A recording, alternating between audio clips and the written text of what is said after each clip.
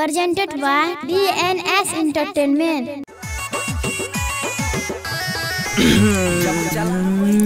तक तक पलट के ताक ताक ताक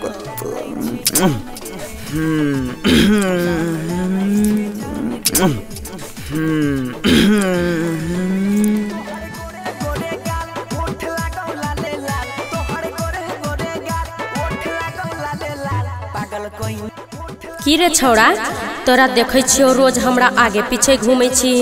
की इरादा छो तोहर रे?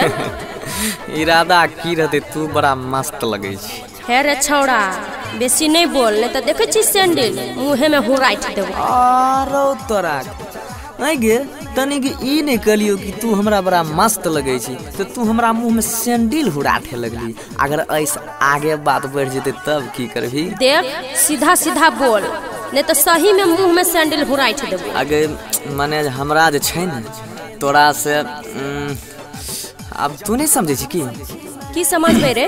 तोहर बोले के मतलब की छो? बोल ना खोल के। माने हमरा छै तोरा से प्यार भए गेल, बुझली? I love you.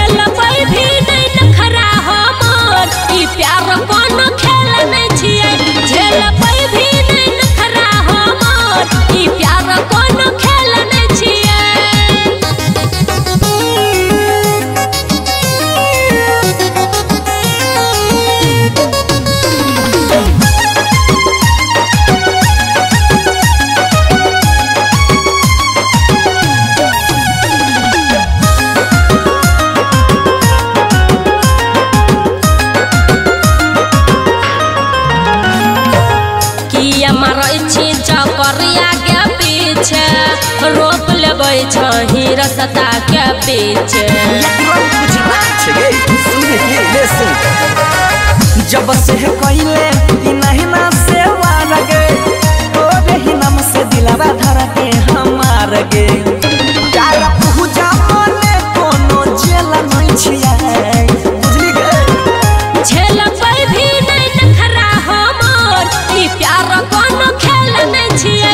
झेल पे भी नहीं नखरा हमर, ई प्यार कोनो खेल नहीं छिए।